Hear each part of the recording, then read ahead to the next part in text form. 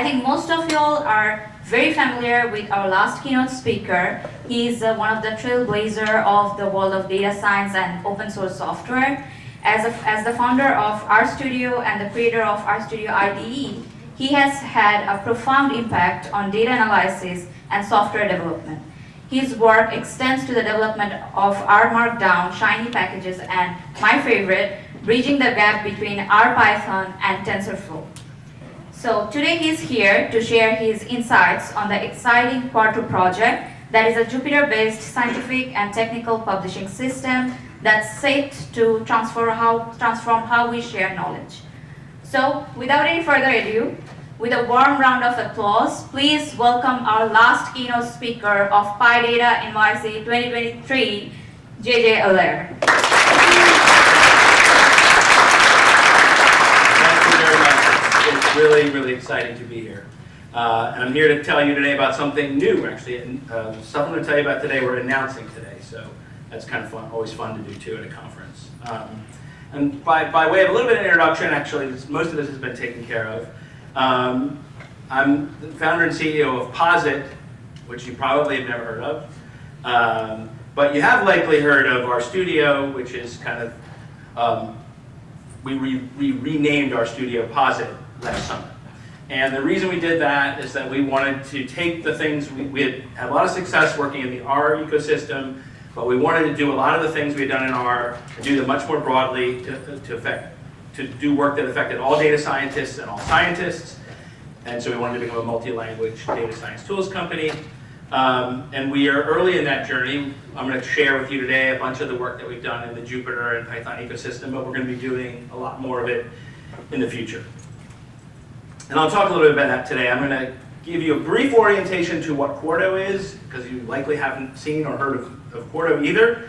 Then I'm going to spend the larger part of the talk telling you about Quarto Dashboards, and then just a little bit of a footnote about kind of the nature of Posit as a company and how we're approaching Python. So let's start with learning a little bit about what Quarto is. And Quarto is an open source technical publishing system. You can think of it as sort of taking Jupyter Notebooks, converting them to Markdown, and then processing that Markdown into lots and lots and lots of different types of output formats and artifacts. And obviously there are tools that do this, like NB-Convert already, but Quarto sort of takes that to a whole other level. It supports not just the kind of conventional output formats like Word documents and PDFs and web pages and PowerPoint presentations, things like that, but also specialized project types that let you build entire websites or books or blogs, all from computations in Jupyter. So the real big idea behind Quarto is to sort of take the work that you do in Jupyter and in notebooks and then reproducibly transform it into various types of production output. So again, Jupyter is where the computations happen. Markdown is based on another open source project called Pandoc, which is a very, very powerful kind of scientific markdown, academic and scientific markdown that supports lots of advanced features like citations and cross-references and things like that. And again, turn it into lots of different types of output.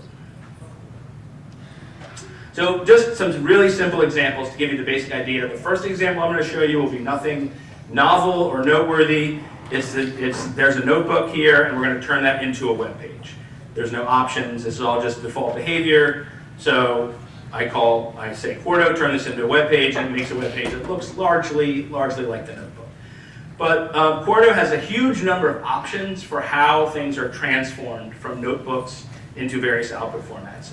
And for some formats like HTML and PDF, it has like over 100 different options. So lots of ways to tailor things. So as a simple example of that, I'm going to change the theme and the highlight style, and I'm going to add like an ability for users to make comments using hypothesis. So I've added those options at the top of the notebook, and then when I render it, you can see the theme and highlighting are indeed different, and then over here on the right, you can see this like commenting bar. So that's just an example. Again, there's lots and lots of things you can do with options. Another example of this is we have some options that let you show and hide code. So we're saying like fold the code, don't show it by default, but provide the user tools to be able to show the code if they want. And then we have those, so those are document level options. And then we have cell level options, which are done with this hash pipe special comment. Here we're saying we want to make this a cross-referenceable figure. So when I render this, you can see it looks a little different. Now the code is hidden.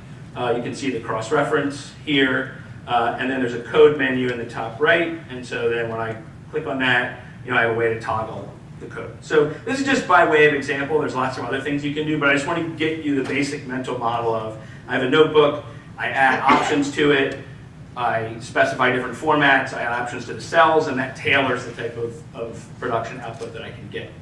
So here's an example, another example of making a PDF. In this case, we're going to say we want citations to go in the margin.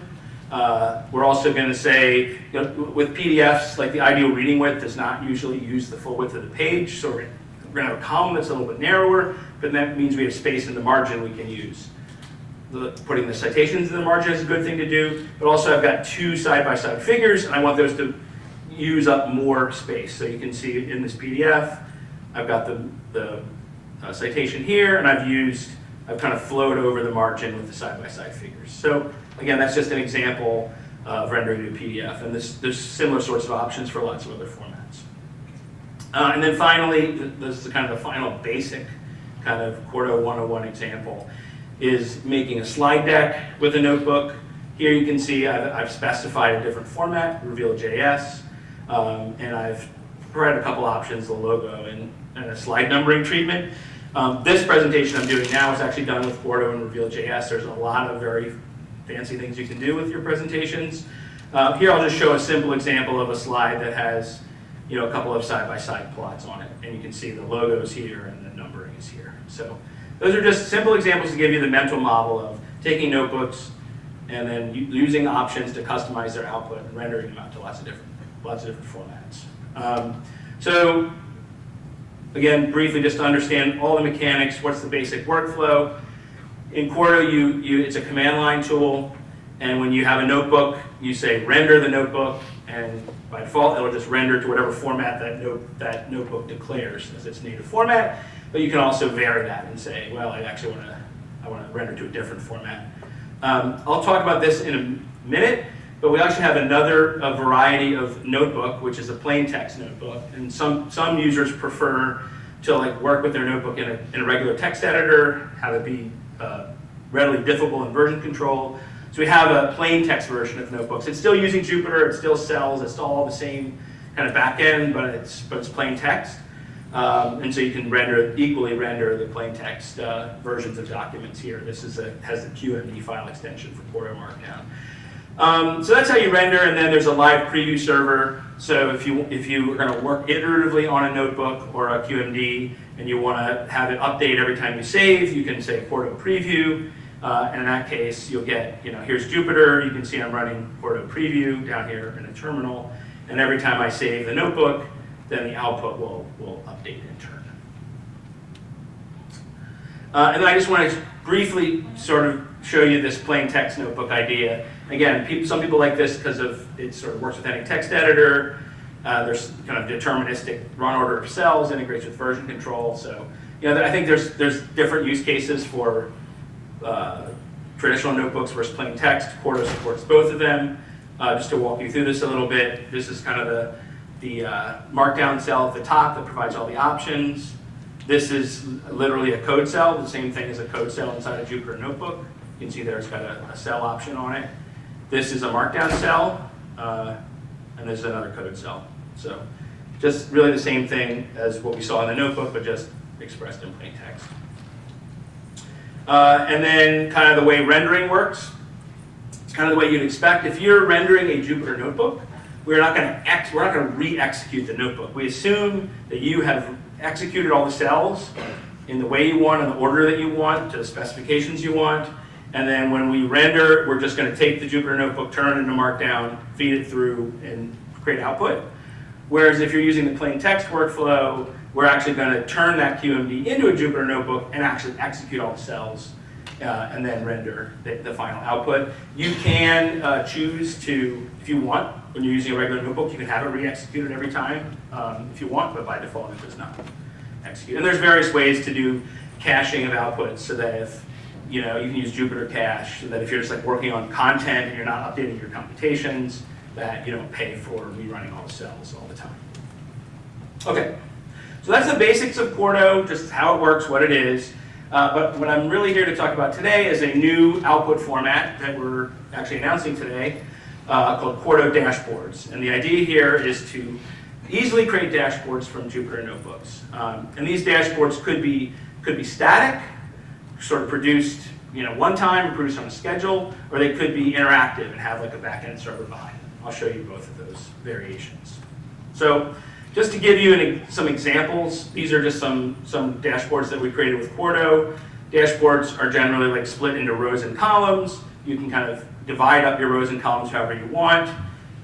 Here you can see there's pages, so you can have multiple pages in a dashboard. These are value boxes, which are things for sort of good, top level values. So that's one example. I'll show you 5 or 6 examples just to give you a flavor of the sort of dashboards you might create, and then I'll get more into the mechanics of how you actually create them. So that's one. Here's another one that similarly looks a little different, similarly has multiple pages. It has also value boxes, and this one has a tab set. So the author of this dashboard really wants to focus your attention on this visualization, and then if you want to drill into more detail, you have a chance to use the tabs to do that. Here's another dashboard that's similar. It has value boxes and pages. This one has a sidebar, which is often used like for inputs in an interactive dashboard, or it could be used for sort of explanatory or peripheral data that the user might want to optionally hide. Here's another pretty simple dashboard. This one doesn't have multiple pages. This is an example of a dashboard you might want to rerun on a scheduled basis. So you probably want to update this dashboard like once an hour. And I think if you think about sort of deploying things, if you have a dashboard like this and you have maybe like hundreds or thousands of people that might be hitting it, you really don't want to rerun all this Python code every single time someone hits the dashboard. What you want to do is say, well, the data's not going to change, but once an hour or whatever, once a day or whatever it is. So we'll just re-render it once on a schedule, and then people can just access static HTML. Here's an example of a dashboard that's built around a deployed model. So it kind of starts off with the model card, and then it has some basic information on model performance, drift, misclassified results. So this is another use case. And this also shows that it's pretty easy to have dashboards that incorporate a lot of narrative and content. They're not just strictly just like, oh, look, here's like 9 plots with no context. It's very easy to bring in Markdown and bring in links and rich explanations. And then here is an example of an interactive dashboard. This dashboard actually has a Python process running behind it. And when you change these checkboxes or this distribution widget, it's going to re-render the plots and then and update the filtered view of the data. So this is different. The other dashboards I just showed you don't have a Python process behind them. This one does. And I'll in a little bit get into like how exactly that works and how we do that. And finally, this is a really simple dashboard, probably a little bit simpler than the other ones. This is using Plotly, and so one of the things that this illustrates a little bit is that Plotly has a bunch of interactive features. Here it has this timeline. That those interactive features are still available even in a static dashboard because everything's done on the client. This dashboard essentially has 2 pages, indicators and data. It has 2 rows, and it splits the second row into 2 columns. So I'm showing you this last because I'm going to walk you through exactly how we can take a notebook and turn it into this dashboard.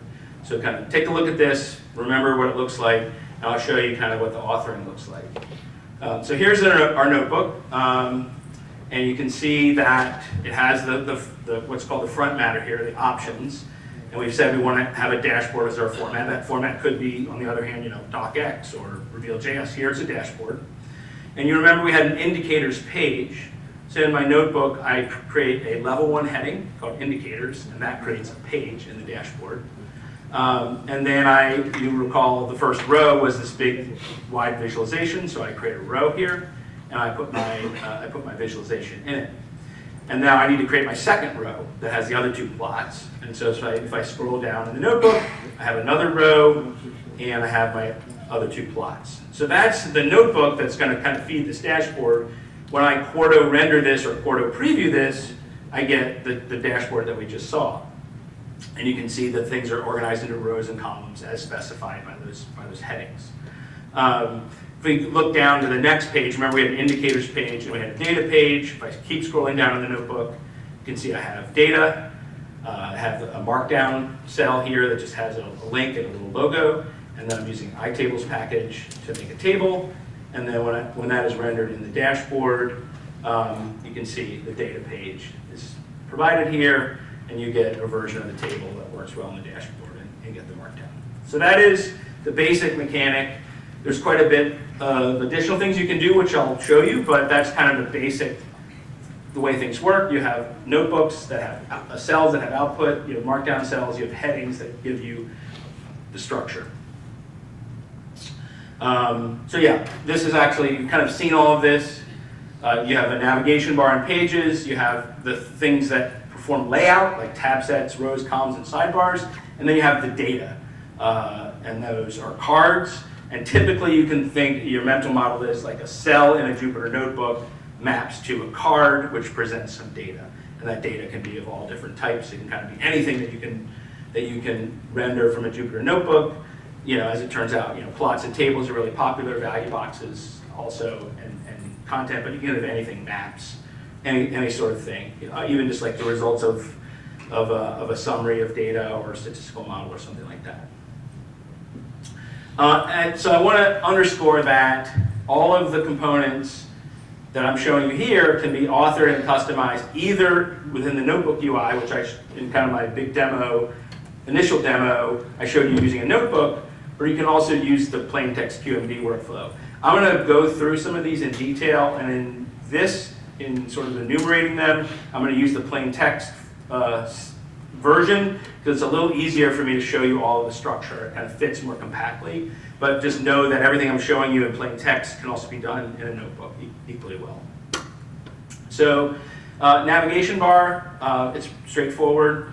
You give it a title and an author. You have pages in your dashboard, and those become pages on the navigation bar.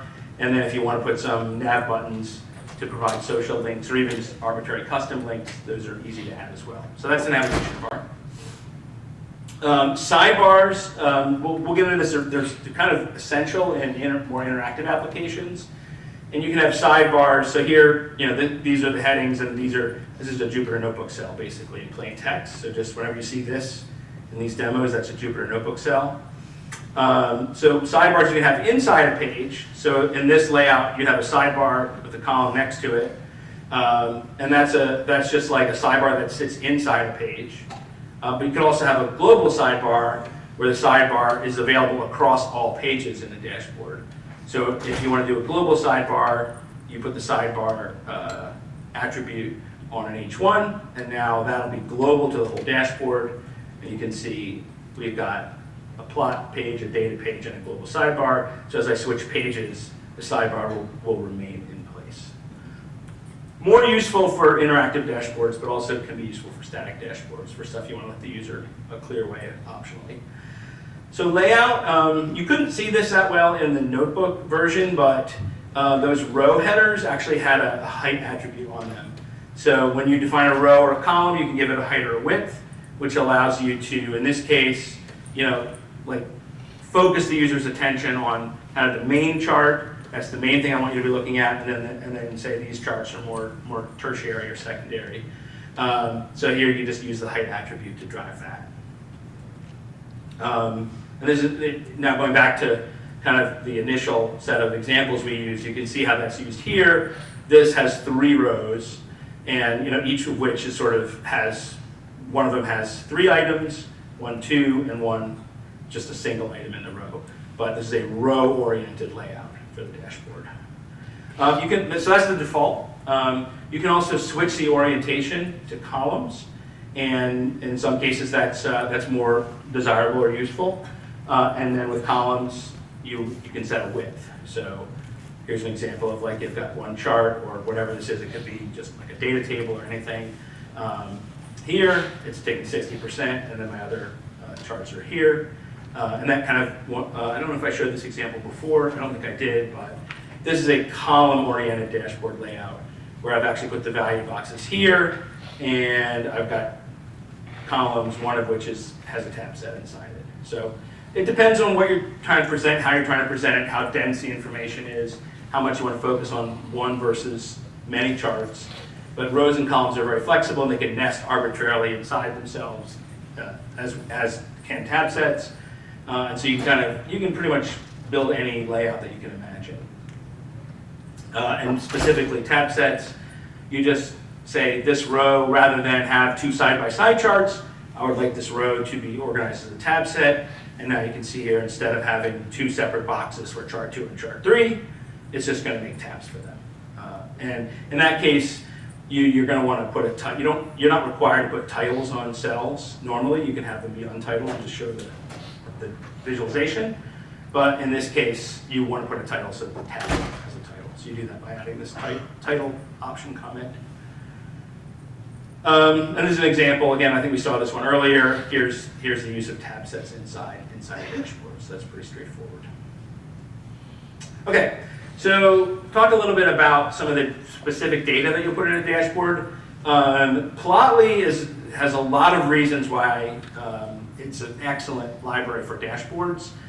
One reason is that dashboards, as a user, you have no idea what the size of the browser is going to be, including it could be a mobile browser, and you really want the plots to size themselves intelligently to the space that they're painted in. Plotly does a very, very good job at that. So whatever space it is in, it will automatically relay it out. I think Bokeh does a pretty good job at this too. So that's one advantage of Plotly, is that you get this dynamic sizing behavior. And the other nice thing, this also applies to Bokeh, is that Plotly can give you interactive features even though you don't have a backend. You can also use other Jupyter widgets, any Jupyter widget. So in this case, I'll show you IPyLeaflet. Here you can see that this is going to look better if I can full bleed to the edges of the card, not have padding around it, so I set the padding option to 0. And you can use regular static, like Matplotlib, Seaborn graphics. You have to, when you do that, you have to pay a little more attention to the size. Like, okay, this plot's going to be a little wider than tall, so maybe I want to actually emit it that way. They'll get sized automatically, but it's not as fluid as the JavaScript-based plotting library. So there's pros and cons. One of the negatives of JavaScript-based libraries is they embed all of the data in the web page. So if you have a lot of data, you really kind of have no choice but to use like a regular static plotting library. For tables, you can use the tabulate package to create a markdown table from many, many types of Python. Data frame, matrix, many data structures are supported by tabulate, and that just creates a markdown table. You can also use the iTables package, which gives you a sortable, filterable view of data. So both are supported. Value boxes we showed a little bit. The value box, we basically right now we'll actually eventually have a package that you can just call functions to make the value boxes. For now, it's a little bit of a workaround. We just print a dict with the value box attributes from the cell, and you'll see what it looks like here. But I wanted to focus you in on the fact that these values can be dynamic. So in this case, like depending on depending on the value, the icon would change or the color would change. So in this case, we're saying, the price is up, so we're going to put an up arrow and green. But you can imagine if it was otherwise, you can use a different color. So that's a dimension of value boxes that are also dynamic. And then I think very importantly, you can include arbitrary text content in dashboards. Here you can see I've basically just put this is the plain text version of just like a markdown cell. So in a notebook, I would just make a markdown cell, and it would work this way. In plain text, you delineate the content with this card div, and then it just goes in alongside your plot. So it's very easy to add narrative and analysis and things like that in alongside visualizations and tables. And the last piece of sort of dashboard components is all cards have this expand icon by default. So, you know, some of these visualizations can get kind of small. So when the user hovers their mouse over the card, they can expand it. In this case, it goes like full screen, and they can see like a more zoomed in view of the plot. You can turn that off if you want, but it's on by default. Okay, so that's kind of like whirlwind grand tour of all the different kind of ways you can, the different components of dashboards, how you present data, how it kind of maps to markdown headers and notebook cells. But I want to talk a little bit about different ways to deploy dashboards. Most of what I've shown you right now so far are just static HTML pages. So they actually can be deployed to any web server or web host. They don't require a Python processor or server, so they're very lightweight, very scalable. So that's the basic kind of static dashboard. You can imagine, like, if the underlying data won't ever change. I have a dashboard about like the 2016 election. The data's not going to change. I don't need to keep re-rendering it. It's just the election, or whatever, or you know, the Q1, whatever. Just something that's historical data that's not going to change. A single static rendering of it can be fine. But then obviously you want to, in some cases, have scheduled dashboards. So you know, use a cron job or any other kind of job manager to basically say I want to re-render my dashboard every day or every hour or whatever's appropriate. You can also have parameterized dashboards. So, and I'll show an example of that in just a minute. So you can say, well, you know, the dashboard will, depending on the parameters, it might target a certain region or it might target a certain assumption. And in that case, I want to have a different version of the dashboard. So you can declare parameters in dashboards and then have those create variants of the dashboard. And that works well with both static and scheduled dashboards. And then finally, you can have an interactive dashboard that has a server backend that uses Shiny, which is another open source project from Posit. And I'll describe how to do that. But when you do that, it requires a server for deployment. So I want to speak briefly about the idea of a parameterized dashboard. We use the same kind of technique that Papermill uses to declare parameters. So in Papermill, you basically add a tag to a cell called parameters, and then you declare a bunch of variables in there. And then once you've done that, you can, when you render, you can give it, you know, this parameter. You can have as many as you want, and it'll vary the dashboard based on the parameter. So in this case, this is a dashboard for a single stock, but you might want to render it for different stocks, and that parameter allows you to do it. So that's parameterized dashboards. Interactive dashboards are a whole different thing, but they're a really pretty natural extension of all the stuff I've shown you with static dashboards. Again, these build on the Shiny package, which is another Python open source project, both Python and our open source project for Posit. Shiny is kind of its own thing. It's got its own whole application framework and way of doing things. In this case, we're just going to sort of embed Shiny components inside a Quarto dashboard. All right. Sorry, this thing's not on. There we go. All right. So this is like a super simple Shiny dashboard. Hello, Shiny. So you can see it on the right. It's just a single plot, and it's got 3 inputs. And I'll walk you through what the code looks like for this. So you can see we're still using markdown headings, just all the same kind of dashboard syntax that we talked about, but we've added this server Shiny to indicate this dashboard should have a backend. First, I'm going to call a bunch of functions from the Shiny package to define 3 inputs, and those map here to variable, distribution, and this whether to show rug marks. And those are just functions that say, here's a variable, I'm declaring it, here's the label I want to have for it, and here's the choices to offer. So that's really straightforward. We put those in the sidebar.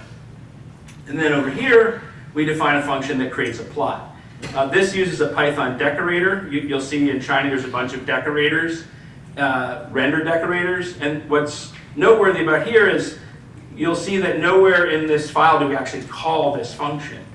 Using the decorator basically instructs Shiny, please call this function whenever any of the inputs that are referenced by it change.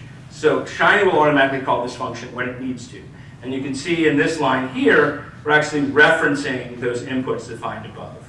So whenever you see these render kind of decorators, you're just saying, like, set this up to be called whenever things that it depends on change. So that's like a super simple below Shiny. You can do quite a bit more sophisticated Shiny dashboards. This one steps up a little bit. It's still pretty simple. It's got a couple pages, it's got more inputs, but all the stuff I showed you with value boxes and tab sets and rows and columns and tables, you can all do that interactively with Shiny components as well. In terms of deploying these things, there are quite a few different ways to do that. And they're standard ASCGI Python apps, so you don't need anything special per se to deploy them. You can just call Shiny run, and as long as your server environment supports WebSockets and sticky sessions, then you can serve it. That said, there are some easier ways to deploy that take care of some of the networking and scaling and things like that. So there's a couple cloud services that support Shiny deployment. Shiny Apps.io, that's one that Posit has created, and then Hugging Face also supports Shiny apps. And then if you're running your own server, we have an open source server that lets you deploy Shiny apps. And we also have a commercial product that lets you deploy Shiny apps. And then of course, as I said, you can completely roll your own. You don't need to use any of these products. They just kind of make some things easier. So I did earlier say that whenever you use Shiny components, you're going to need a server. That's not entirely true. We actually have a way to deploy these dashboards that use Shiny completely serverless using PyData. And so we actually have an example up on our site to show you. You can use Python, use Matplotlib and Pandas and everything, and actually have it all run inside the web browser. And then there's no server in that case. And so this retirement simulation example we have shows you how to do that, and this is the app. It's just pretty simple. It's just got two scenarios, and you change them, and it reruns the simulation. But this is all running inside the browser. It's using Matplotlib and everything all in the browser. So there is a serverless option that you have. All right, so that is now kind of completed telling you all about dashboards. I wanted to conclude by giving you a little bit of insight into Posit the company, what our philosophy is, and kind of what the work we've done so far in the Python space. So we were founded 14 years ago as RStudio, and our mission was then and now and will be to create open source software for data science. We're actually organized as a public benefit corporation, which means a bunch of things, but mostly it means that our mission is encoded into our corporate charter. Our officers and directors actually have a fiduciary duty to pursue this mission, and that when we make decisions at traditional corporations, like a normal C corporation, really needs to narrowly consider the interests of the shareholders as kind of the only thing that really ultimately matters. And public benefit corporations can be much more diverse. They have their mission, they have the community, they have their employees, they have the shareholders. They sort of look at all the stakeholders. So that's our approach, kind of at a corporate level, and we've actually gone to pretty significant lengths to try to make sure that never changes. So we are an independent company, and we are committed to not ever selling the company and not going public, so we are always going to be an independent and private company. To that end, we have control of the company entirely inside, so outside investors do not have a way to force us to do anything. All of the main control is within people inside the company. I think that allows us to have an imperative that isn't growth at all costs, which is, I think, the imperative of most startup companies, even most big public companies, but try to build something that's sustainable and building open source software and providing a trustworthy foundation for users of open source software for a long, long time. 100 years might be a little extreme, but as long as possible, 100 years aspirationally. And as I said, we want to be durable, we want to be trustworthy, we want you to understand that our core motivation is to create open source software and make it incredible and easy to use and let people use code to do data science and make it all open. And that's kind of our bottom line. So we've begun recently, actually probably starting about 3 years ago, to work on a lot more Python open source projects. So Quarto we heard all about today. There's a separate project called Quarto Doc that helps with creating package documentation for Python packages. We've seen bunch of packages are using it now. IBIS just switched over to using Quarto Doc. We've also got Shiny, which you heard about today. So Shiny works inside Quarto, but also kind of works standalone. And we have some other packages you may not have heard of. Vetiver for kind of model ops. Suba is a data manipulation library, and Plot9 is a data viz library. So we've got lots of projects where we've got a lot of investment in these projects, and we'll have more projects over time. We're also very much involved with NumFOCUS, and we're working closely with the Jupyter community on some standards for scientific notebook publishing in an effort called Notebooks Now. So we're doing a lot with Python. We're going to do a lot more in the future, and we invite kind of all of you to help us figure out what the right tools are, what the right path is, what things should work well together, and I'm really excited to get going on this. So if you want to learn more about what I showed you today, it's important to note that this dashboard feature is in the pre-release of Quarto. It is not in the main 1.3, which is our current production release. It's in the pre-release. So if you go to the docs on dashboards, it's going to say this over and over again, like, don't remember, get the pre-release. But this is just another reminder. You can go directly to it. You can pip install it from our Git repo. Here's ways to get more info about Quarto itself and dashboards, a little more about Shiny, and then if you want these slides, that's the URL for the slides. So with that, I'd love to answer any questions people have.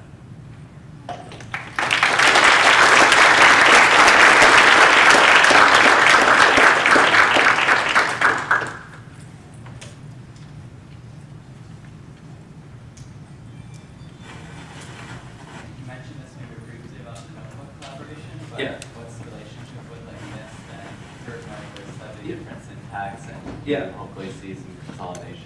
Yes. So the question is, there's another project that's similar to Quarto called Mist.js, and we are working with them on the notebooks now. One of the ideas was that we recognize that there's not going to just be one markdown system for Jupyter for all time. So we didn't want to make the standard for scientific publications is one open source project.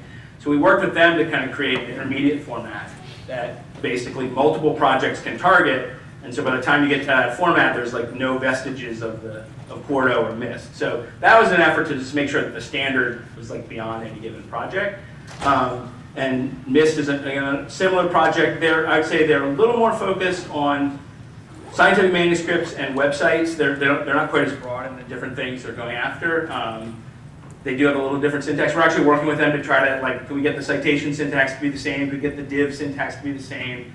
But they do have different lineages, and so they're not identical. Any other questions?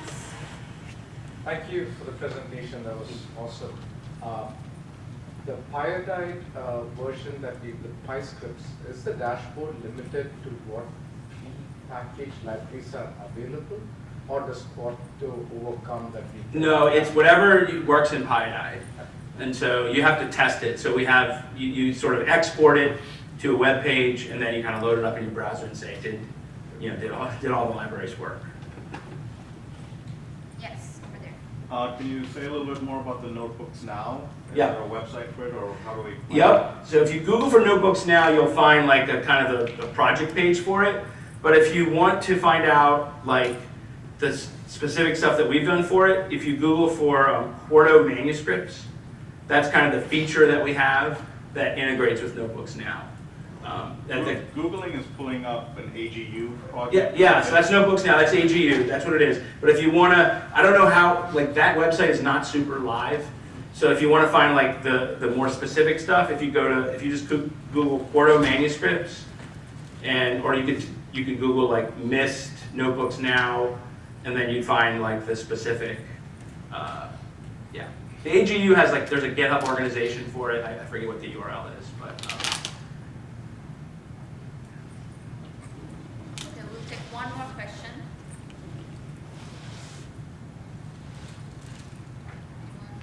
Is there any estimated date release for Yeah, this will be final, I'd say, pretty solidly by the 1st of February.